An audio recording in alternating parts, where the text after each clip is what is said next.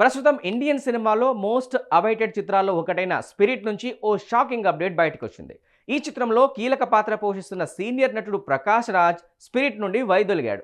ఈ సినిమాపై అంచనాలు పెంచిన ఆడియో టీజర్లో ప్రకాష్ రాజ్ వాయిస్ వినబడింది.